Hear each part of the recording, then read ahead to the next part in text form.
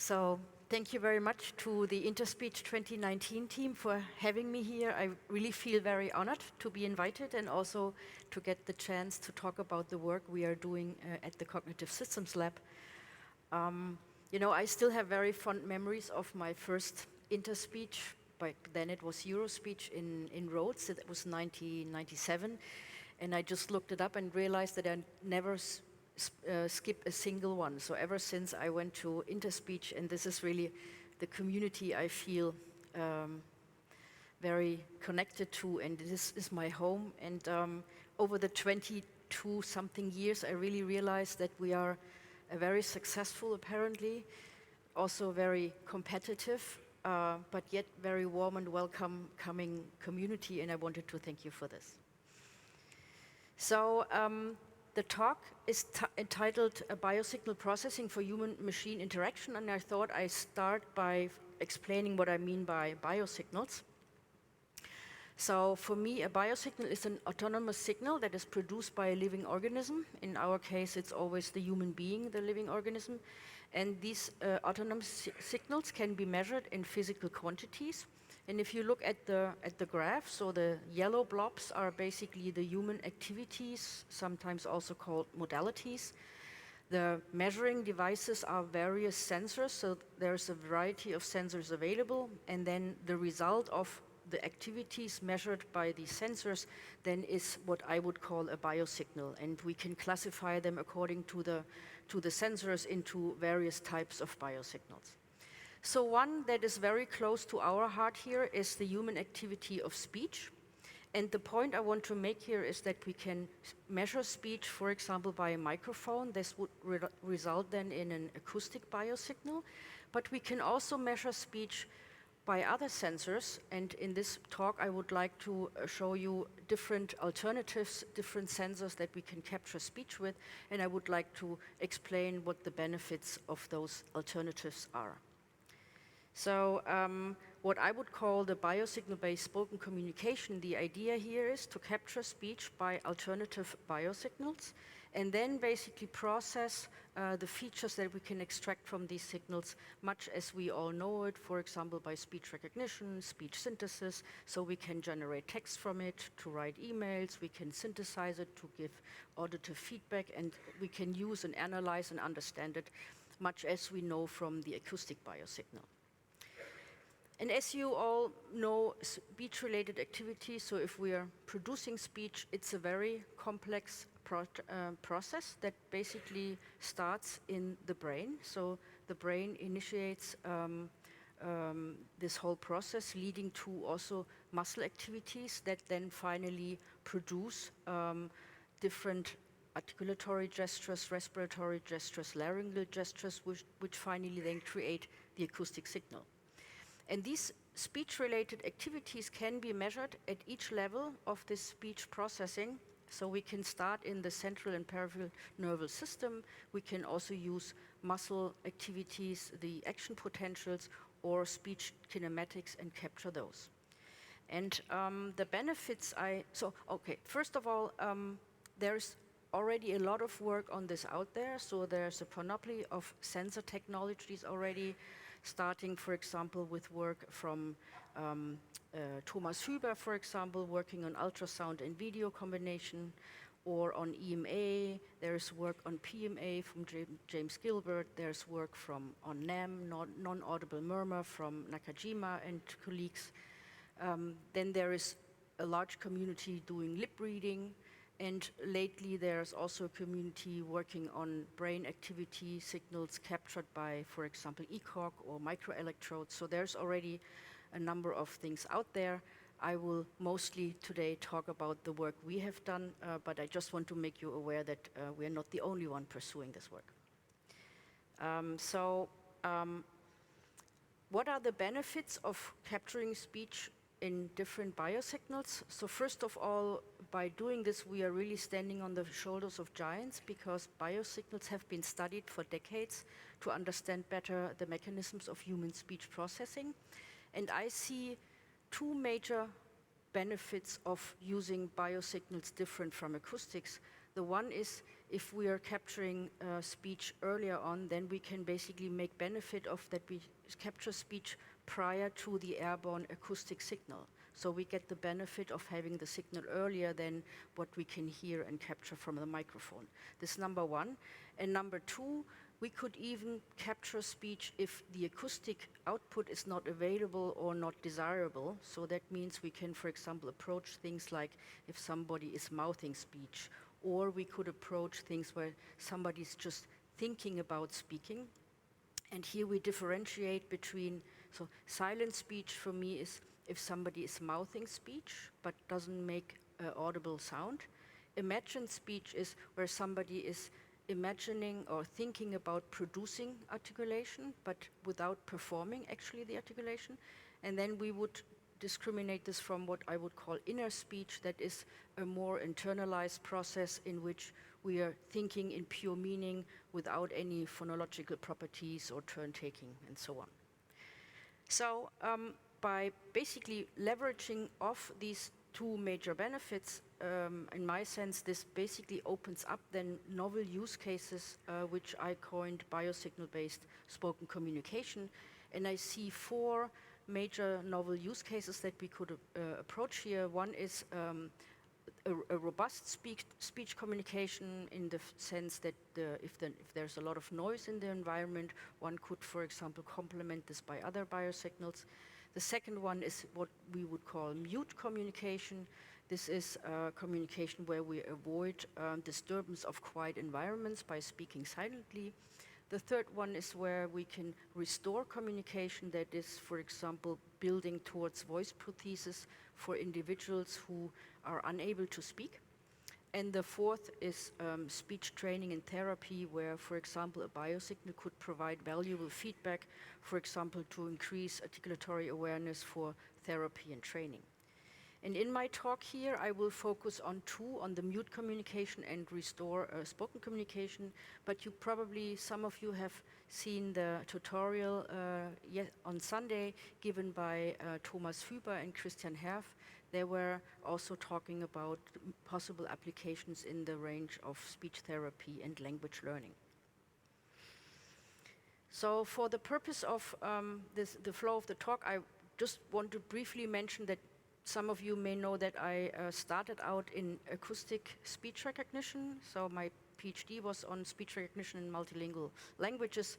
And I'm using here a graph which, as we learned yesterday from Ralf Schlüter's great talk, I mean, there has been a lot of things happening in automatic speech recognition, but for the purpose here, I just go with the classical version of that we have basically three boxes. So first we have on the top left side, we have a box where we're capturing speech-related activities. In classical acoustic speech recognition, the modality would be speech. The sensor we are capturing speech with would be the microphone, and that would then result in acoustic biosignals. And then we have on the right top, we have a box which then does the signal processing, where we are extracting relevant features. And then based on these features, we put this into a box which we call automatic speech recognition. This is in the traditional way would be we are looking for the most likely word sequence spoken given the acoustic signal X.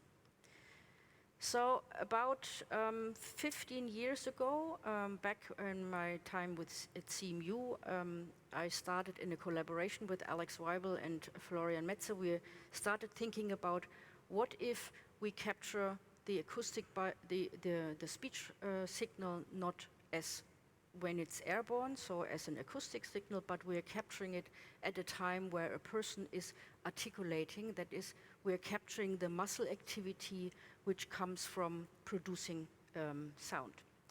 And so what we did is we equipped our subjects with little surface electrodes, and we did one trick.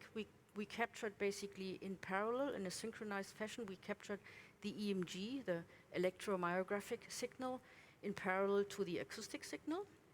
So we have, can we see this? Yeah, we have basically the acoustic signal next to the muscle activity signal, and then we applied first the acoustic recognition engine in order to create labels. And we learned how to process the EMG signals such that we extract relevant features. And then we apply basically the whole shenanigans, so the whole ASR. So we treat the EMG signal much like the acoustic signal, and what comes out is text. So what's the benefit of this? The benefit of this is that the so-called EMG stands for electromyography, that captures the muscle activity, the electrical potentials of the muscle activity that results from the innervation of the muscles.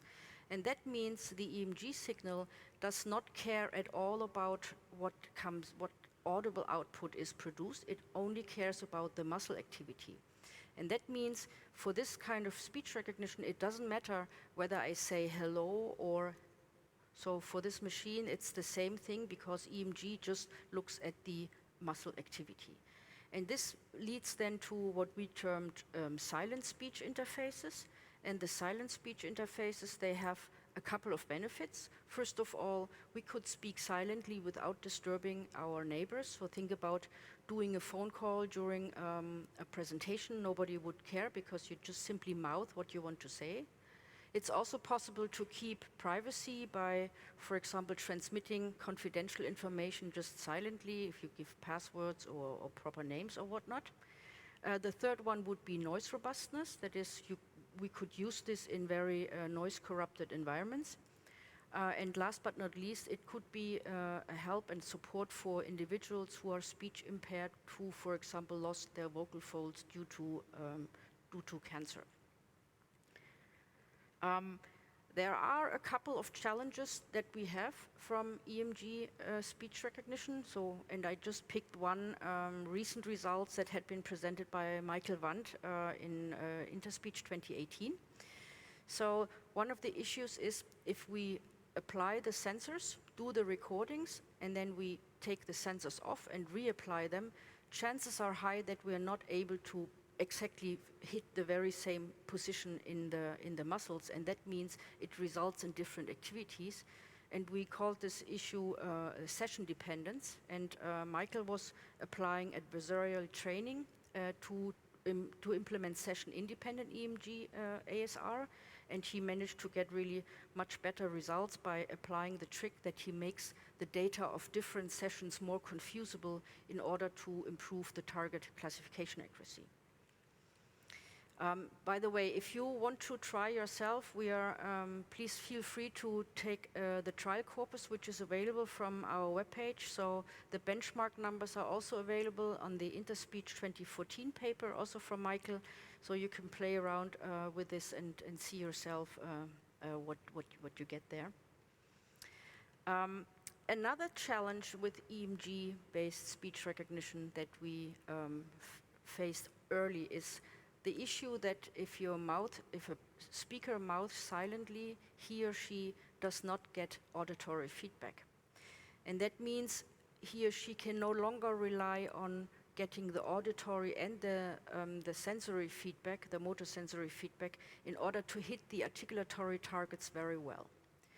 And we did an investigation, and what you see here in the graphs is we have on your left side, there is the group of speakers that we called good silent speakers. This is the group where our speech recognition results turned out to be well under 40% error rates. It's still high, but...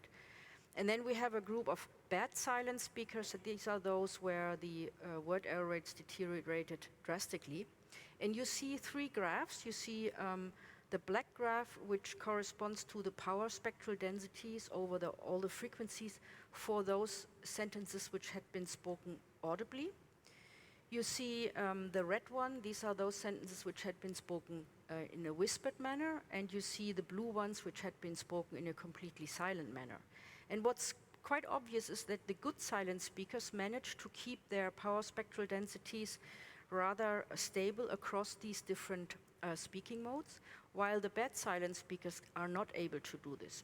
And apparently the bad silent speakers are those who really suffer from the lack of auditory feedback. So if they only rely on the sensomotory feedback, they are not able to produce or well articulate speech.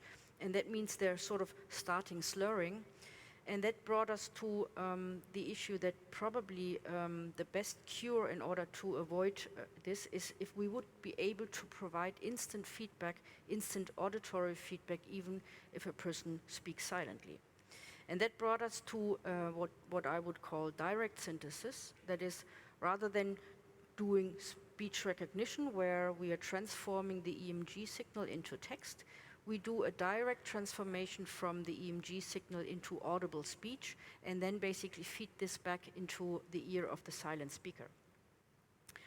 And so there is a couple of works that we did there, and I first play you initial results from 2014, actually, where Matthias Janke resynthesized first a normal audible speech.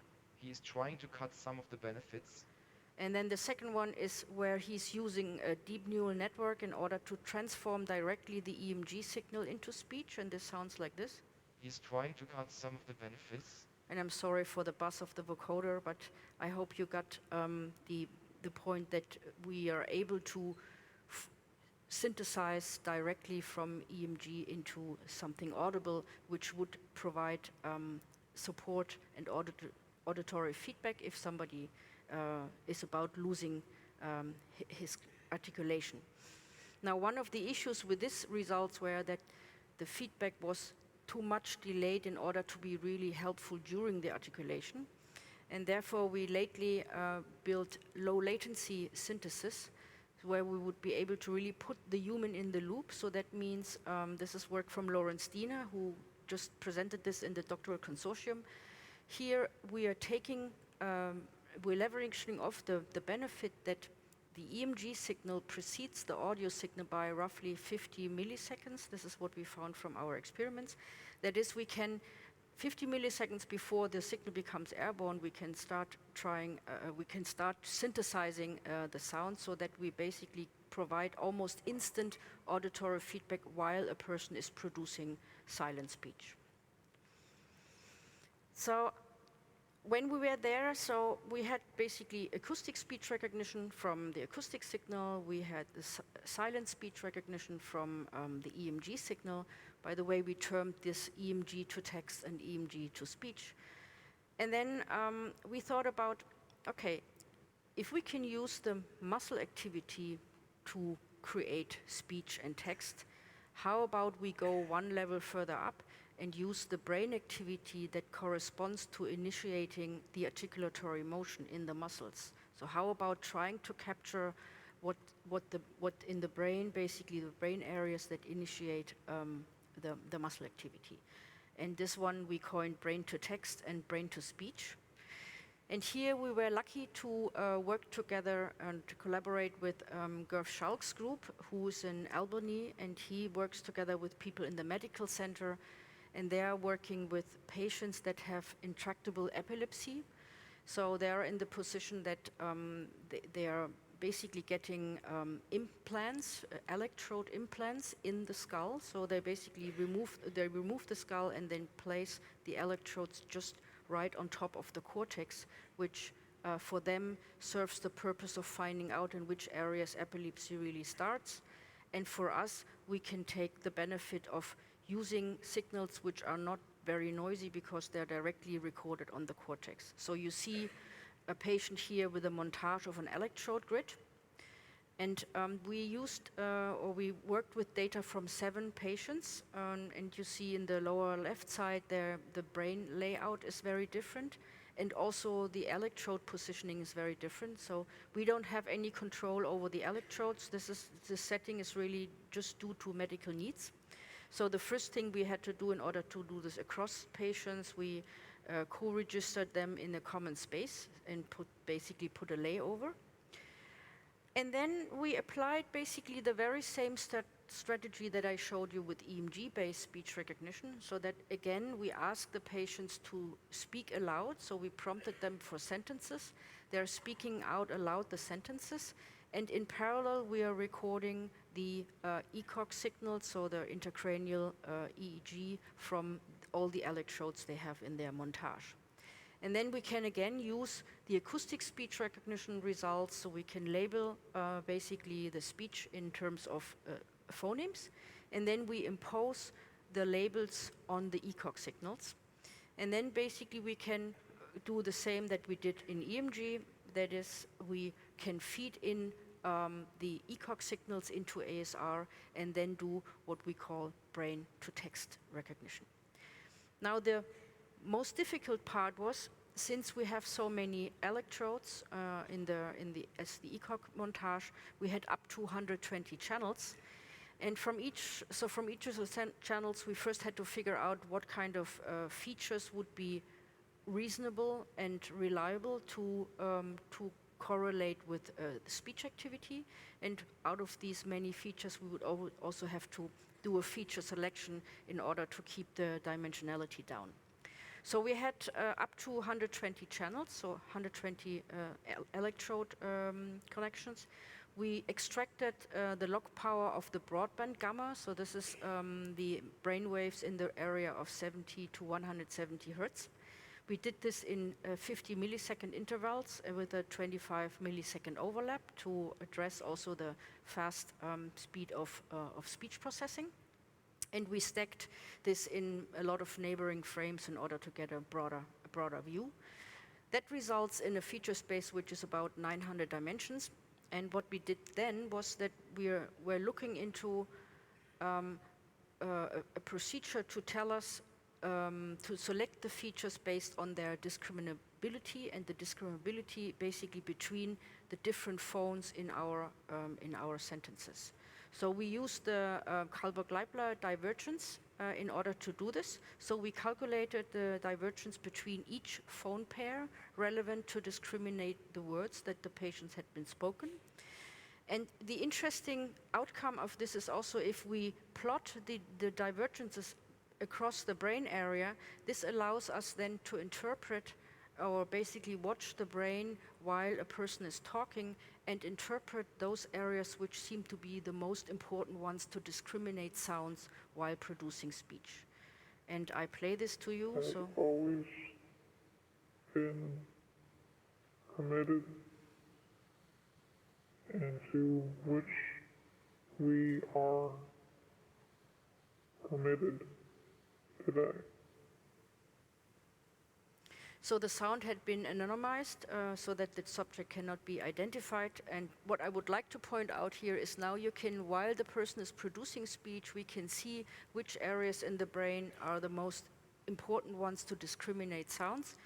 And we were really happy to see that those areas that turned out to be the most discriminative during speaking are basically resided in the motor area. Which makes sense, and also for the planning we had.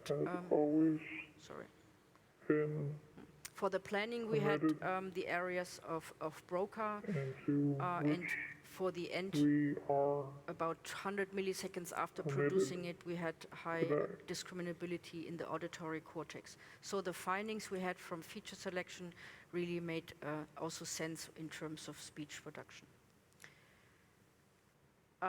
So in case you found this video was familiar to you, maybe you have seen this in the announcement of Facebook that they did about 2 years after the paper came out. So you see here Regina Dugan talking about our video, and we were really flattened that they did this. We also were very happy that they gave our video a nice professional touch. But we would have been even more happy if they had referenced that this is our work and our video that they take. Yeah. Okay, so the same idea, like I said before, with a direct synthesis in EMG also applies to ECOG for the very same reasons. So think about, if we would manage to have a person imagining speaking, then it would be very valuable for this person to get auditory feedback.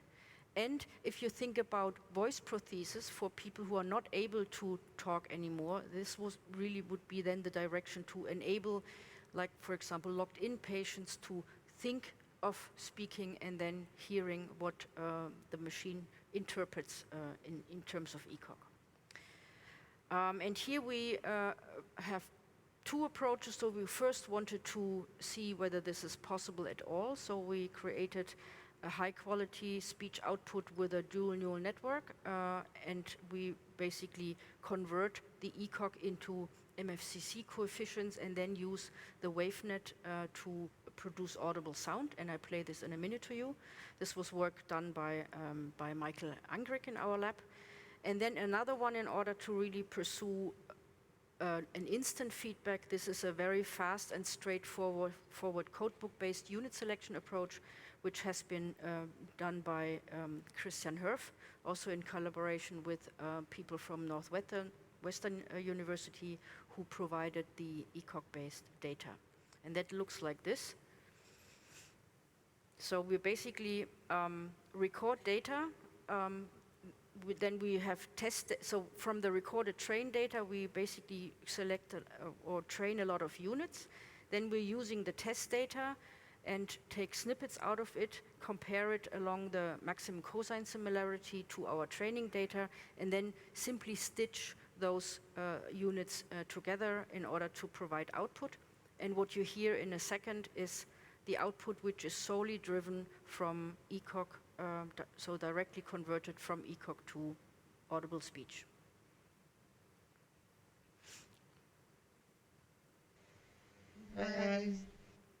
So this is a person just producing this from ECOG. However, this person was speaking out loud, so she was still able to produce audible sound.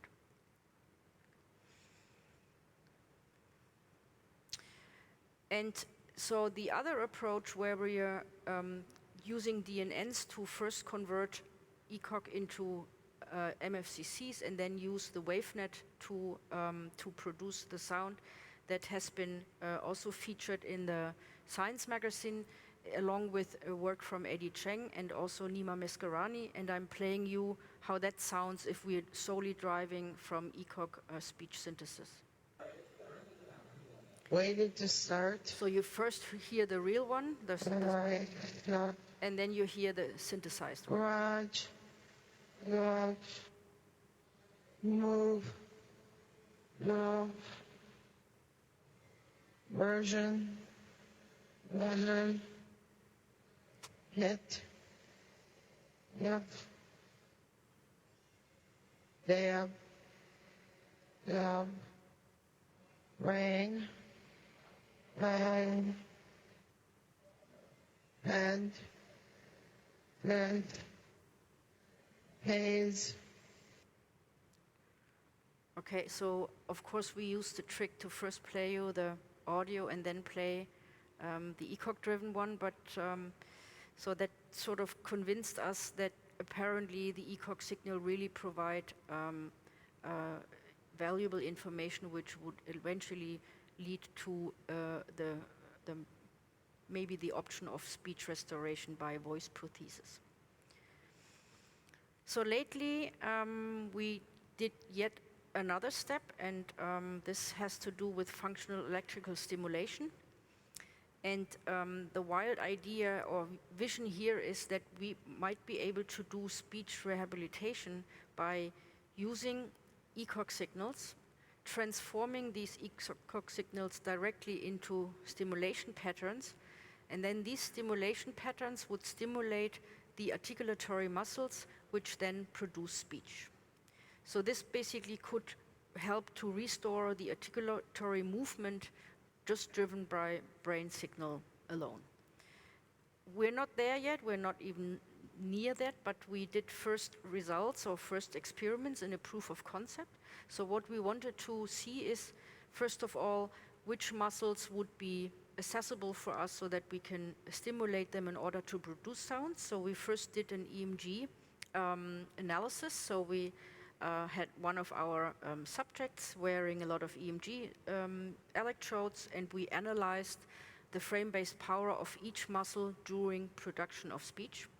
And we settled for this proof of concept for one muscle, the zygomaticus major, and we used this muscle first of all because it's reasonably isolated, so that if we're stimulating this muscle, it would not has a lot of cross stimulation with other facial muscles. And second, it's distant from critical areas like the eye or the carotid artery, because we are quite new to stimulation and we didn't want to kill ourselves. So what we did is we isolated, we said, okay, we're going to do the zygomaticus major, and we know from this muscle that it draws the mouth angle laterally. And so we thought we might be able, by stimulating this, that we can produce something like a vowel V vowel sound, so something like ava and ev if the mouth is drawn laterally. So in the stimulation experiments, we had participants wearing headphones. We asked them to voluntarily do an excitation in order to produce vowels like a and e. And then we started first from vowels, and then we started from, and then we basically stimulate. So a person is doing ah, we stimulate the muscle so that the mouth is drawn laterally, so ah, ve, ah. So this is what we did. And we did 3 different tasks. So we had the voluntary articulation only, so the person's just articulating. The second one is the person is hitting the stimulation button, him or herself. That is, we're producing an ah, then hit stimulation, the muscle gets stimulated, and we record what comes out. And the third task was that there's somebody else controlling the stimulation. So at some point, somebody hits the button, and then the muscle gets stimulated. And we looked at those results. I mean, as I said, it's a proof of concept. So we did first, on your left side, you see the visual inspection of the acoustics. So the top one is where somebody's voluntarily articulating ava.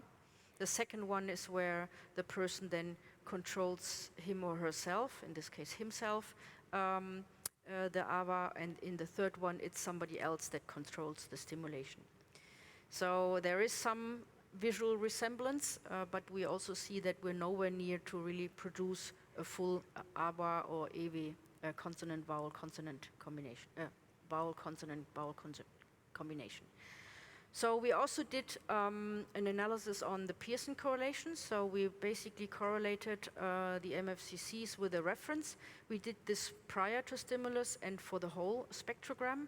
And what you see here are the correlation coefficients. The blue ones are the ones pre-stimulus, and the red ones are the ones for the entire spectrogram.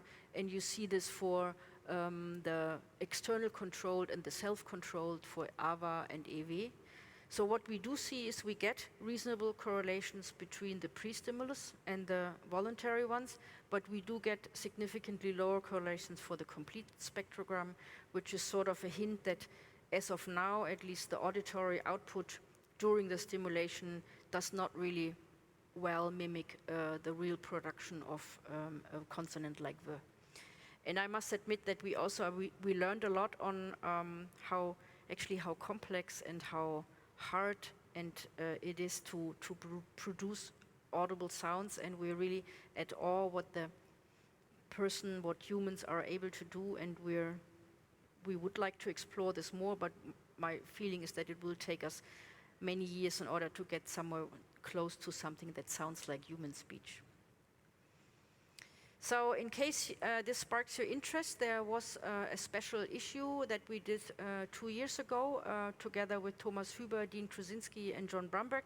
So it does have 13 papers on different biosignals used for spoken communication, and it also has a survey paper. So in case you're interested, this might be a good starting point to get into the state of the art back then. So the remainder time I would like to use to also explain to you and tell you about what we are up to at the university in Bremen lately. So University Bremen has dedicated a lot of funds on the subjects of what's called minds, media, machines. So there's a high profile area, minds, media, machines. And here we are dedicated to enhance our understanding on human cognition and information processing, which we refer to minds, and combine this with robotics and intelligence, which is the machines part, and also use this for a deep mediation and datafication. This is the media part. And one of the flagships of this high-profile area in Bremen is Oh, and I forgot one thing. I wanted to mention that we're really happy that we could convince Professor Hai Jolie to be an excellence chair. So he is already collaborating within the Mainz Media Machines to drive this area forward. And so one of the flagships of this high-profile area is a collaborative research center, which is called EASE. EASE stands for Everyday Activity, Science and Engineering. And the idea here is really to get an understanding how robotic agents perform or enable robotic agents to perform everyday activities by simply instructing them. For example, simply say, make breakfast for the family, and then the robot would go away and do this.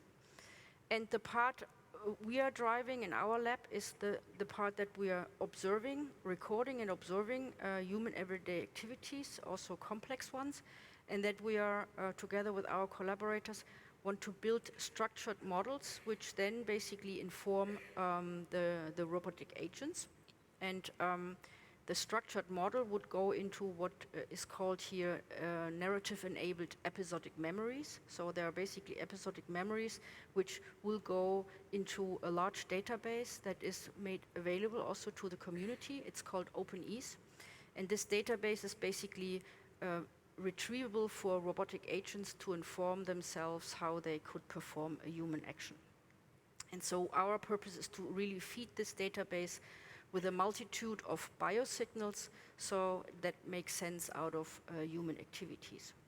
And in order to do so, we built up a Biosignals Lab, which is an interaction space. And in this interaction space, we can acquire cross-modal, high-dimensional biosignals. And we acquire, in a time-synchronous way, speech and audio from near and far microphones. We capture motion by OptiTrack systems and also by inertial sensors.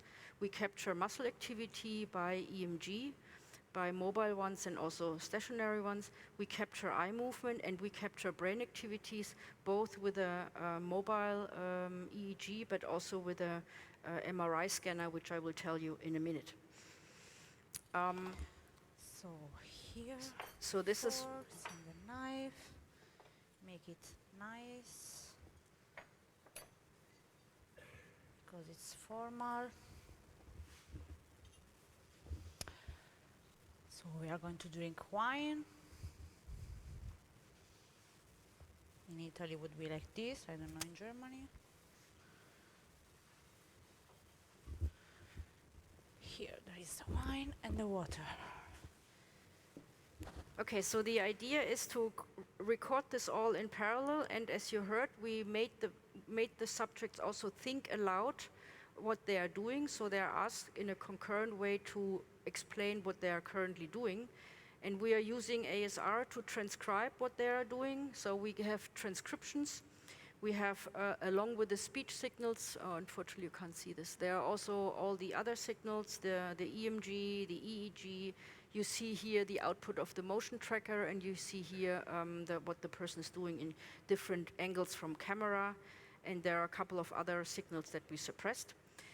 So the idea is to provide this in a time-aligned fashion in such a score file we call a partitur. We are also developing, in collaboration with our partners, common concepts and ontologies. And we are striving for consistent annotation in order to then guide the model learning. And now we started to do model learning from speech, from video, from brain activity. And we will make this data available to the community as soon as we are ready. So we're not quite there, but we want to do 100 people, and we settled for now for a table setting task, but we will move to more complex activities over time. And on Monday, probably you've seen this, we had one presentation where we are learning models from speech. So first of all, we want to figure out whether the concurrent think-alouds or the retrospective think-alouds do help us to do a structuring, a semantic structuring of the human activity. And in a second work, together with our collaborators of the Department of Neuropsychology, we are learning models from brain activity. So here we did, for now, a feasibility study.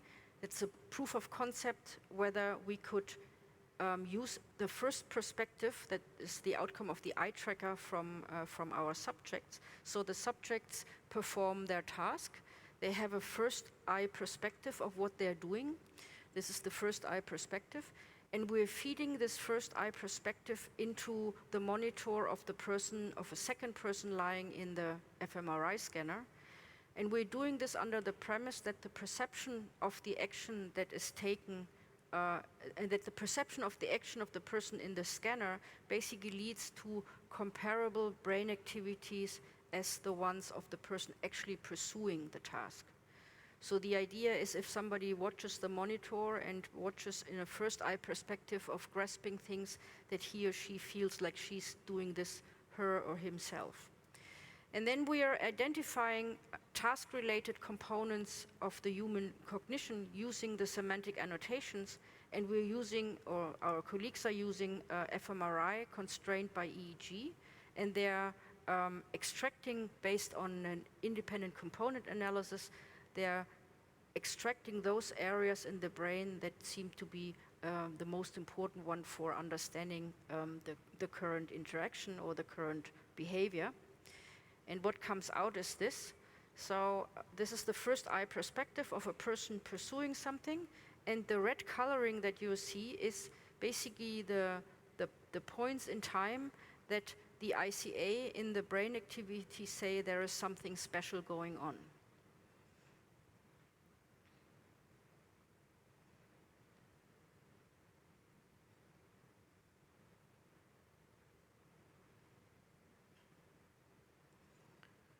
So in our collaborators from neuropsychology, they told us that those areas in the brain that had been identified by the ICA is an area which is usually called an interface between the visual input and the object recognition. So apparently, just by looking at the most important components in the brain areas, we might be able to structure human tasks like table settings into interesting things where grasping happens and where no things happen or not important things happen. So we will use also this work in order to automatically annotate human activities or human everyday activities.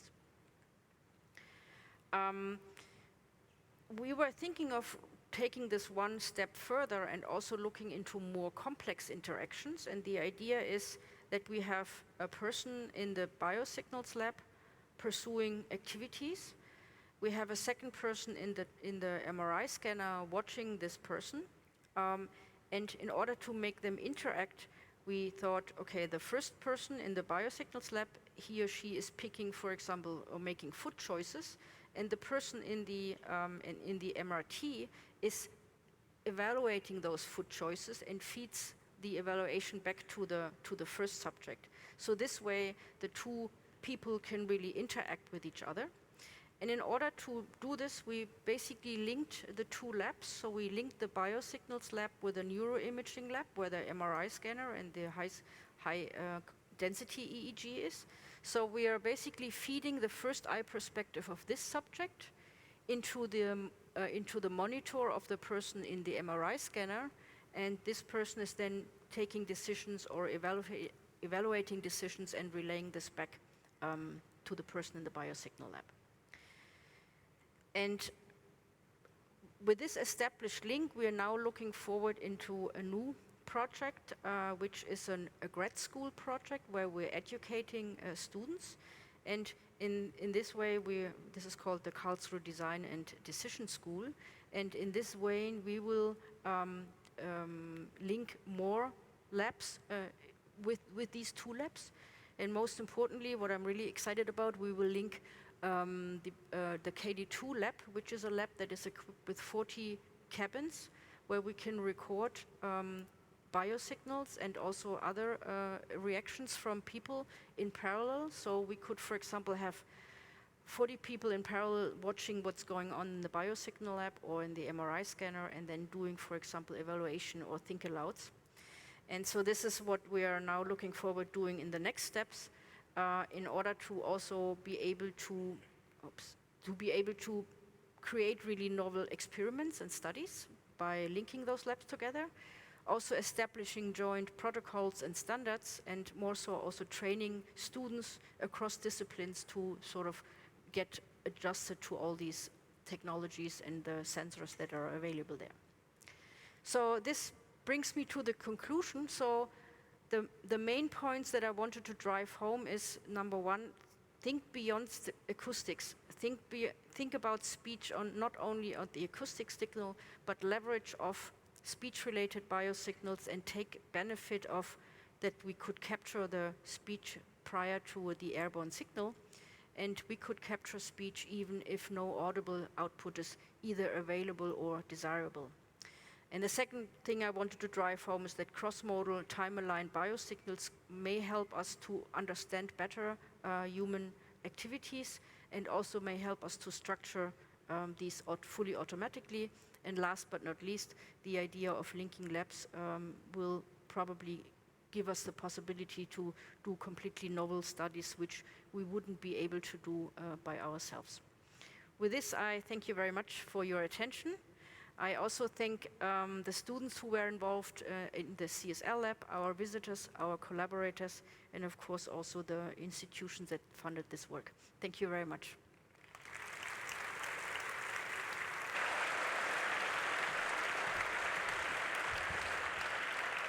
Thank you very much for an excellent keynote speech. We still have some time for questions.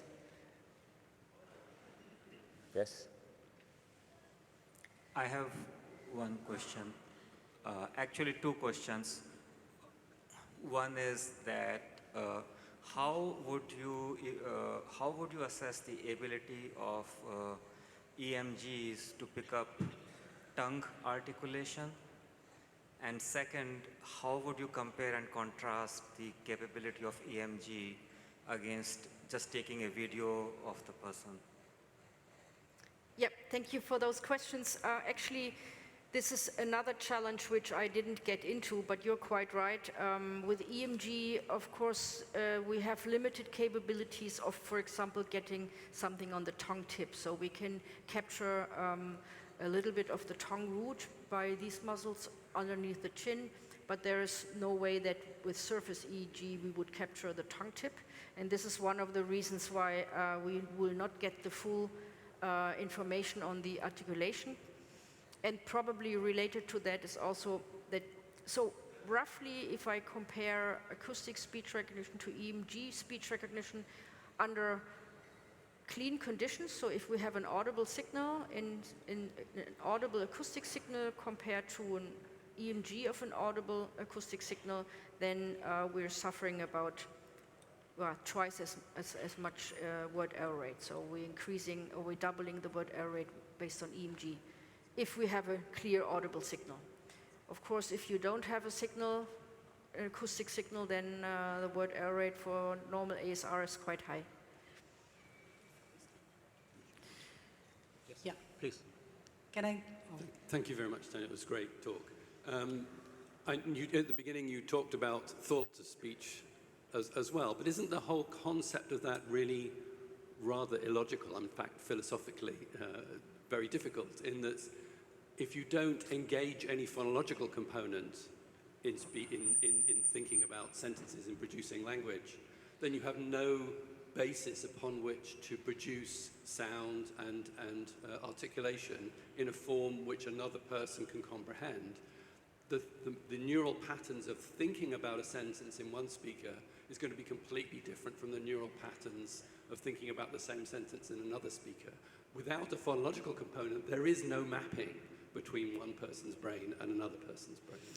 Yes, very good. Thank you very much. And this was one of the reasons why I was trying in the beginning to discriminate between what I would call imagined speech. And imagined speech refers, in my view, refers to where we are asking a person to really think about producing the speech.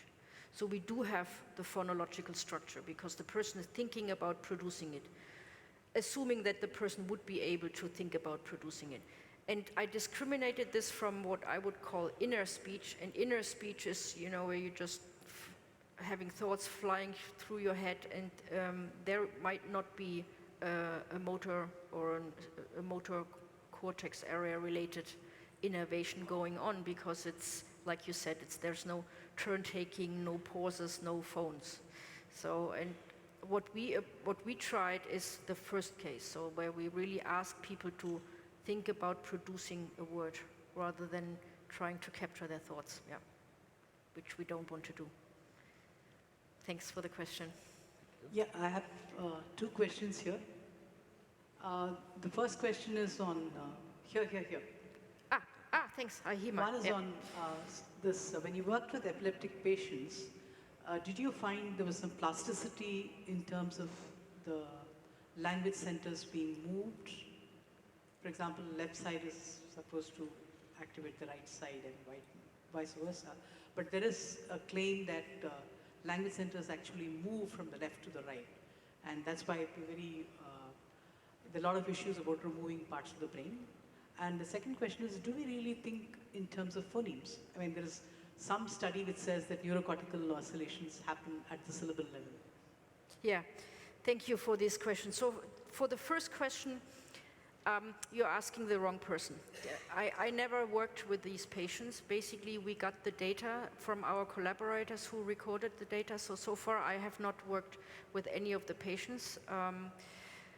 About the lateralization, I would rather refer this to the neuroscience people. Then I don't want to answer that one. And the second question, with regards to, do we really think in phones or in syllables? As you may know, there is early work about that one can capture something that is similar to articulatory features in brain activity.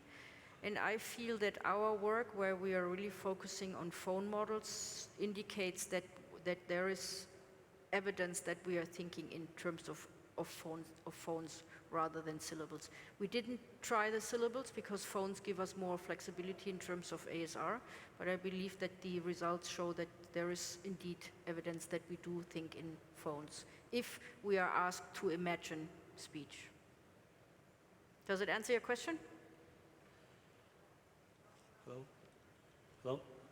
Yes. Hi, thanks, Tanja, for the fantastic work. I do believe the speech-driven beats are promising right now, but there may be some other difficulties or challenges before we can actually use it for patients. Would you comment on this, in terms of hardware or software? What's the next step of the field? Yeah, thanks. So first of all, I would like to stress that this work was done on Audible Speech. So there is no continuous speech recognition or synthesis, to best of my knowledge yet, that does it with imagined speech. So there is, like Eddie showed, first results on silent speech. So as long as the articulation is there, we can see the brain areas in the motor cortex doing the initialization. This has not been done with imagined speech, so this is one issue.